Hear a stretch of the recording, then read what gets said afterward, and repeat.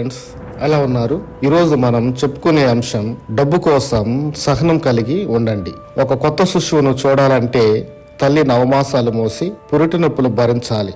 దీనికి సహనం కావాలి. విధేయత, సంసిద్ధత, ఆదర్శం పట్ల ప్రేమ, ఈ మూడు మీకు ఉంటే మిమ్మల్ని ఎవరు ఆపలేరు. ఏది సత్యమో అది శాశ్వతంగా నిలుస్తుంది. ఏది కాదో దానిని ఎవరు రక్షించలేరు. కలత చెందవద్దు, తొందరపడద్దు. నెమ్మదిగా, పట్టుదల వదలకుండా, నిశ్శబ్దంగా, సహనంతో చేసే పని సర్వం సాధిస్తుంది. ఈజీగా దొరికే వాటికి విలువ ఉండదు. ఓపికగా ఎదురు చూస్తేనే సక్సెస్ వస్తుంది. కొన్ని రకాల కాయల కోసం ఆయా చెట్లను పెంచి వృద్ధి చేసి కాపు దశ రప్పించడానికి కొన్ని సంవత్సరాలు పడుతుంది.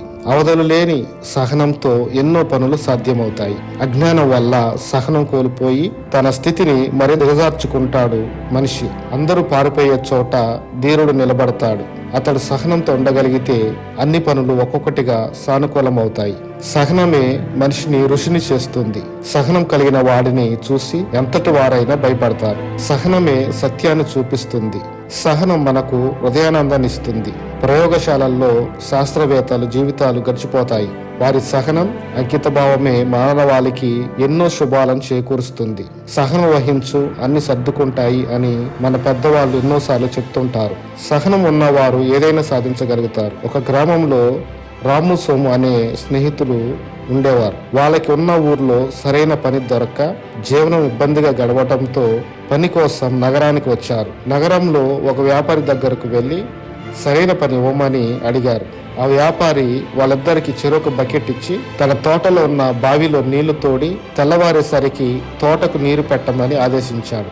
బకెట్తో నీళ్లు తోడటం ఏంటి, తెలివి తక్కువ కాకపోతే అనుకుని సోము ఆ రాత్రి పడుకున్నాడు. రాము మాత్రం కష్టపడి నీళ్లు తోడుతూనే ఉన్నాడు. కొన్ని గంటల తర్వాత నీళ్ల బకెట్లోకి బంగారు నాణాలు వచ్చాయి. రాము వాటిని తీసుకుని వెళ్లి వ్యాపారికి ఇచ్చాడు. రాము సహనానికి, ప్రయత్నానికి, మంచితనానికి మెచ్చి బహుమతితో పాటు తన కంపెనీలో మంచి ఉద్యోగం కూడా ఇచ్చాడు.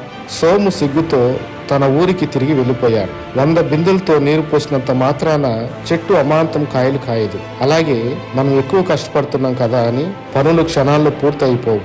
దేనికైనా సమయం రావాలి, సహనం కావాలి. ముఖ్యంగా పట్టణాల్లో ఇద్దరు ఉద్యోగాలు చేసే భార్యాభర్తలు చూడండి. కాస్త సహనంగా ఉండలేక, కాస్త సర్దుబాటు లేక చిన్న చిన్న విషయాలకు గొడవలు పడి విడాకుల దాకా వెళ్ళిపోతున్నారు.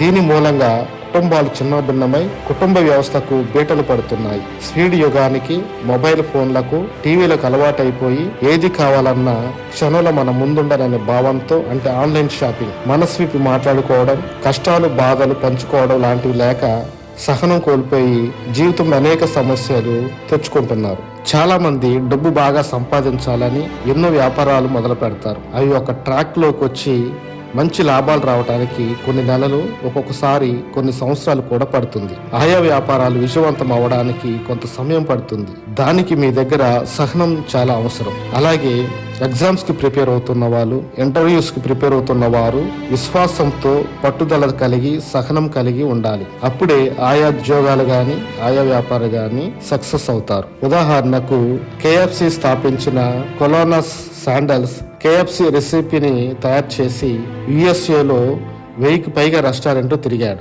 ఎవరు అవకాశం ఇవ్వలేదు. శాండల్స్ సహనం కోల్పోకుండా అలాగే US ప్రతి రెస్టారెంట్ తిరిగి ఒక రెస్టారెంట్ దగ్గర సక్సెస్ అయ్యాడు. ఇప్పుడు KFC అంటే ఒక బ్రాండ్. 150 దేశాల్లో 30,000కు పైగా KFC రెస్టారెంట్లు ఉన్నాయి. కాబట్టి ఫ్రెండ్స్, డబ్బు ఎడల, వ్యాపారాల ఎడల, మన ప్రయత్నం చేసే ఉద్యోగాల ఎడల సహనం కలిగి ఉండండి. అప్పుడే సక్సెస్ మీ సొంతం అవుతుంది. Okay friends, thank you very much. Kindly do subscribe, like and share. Thank you.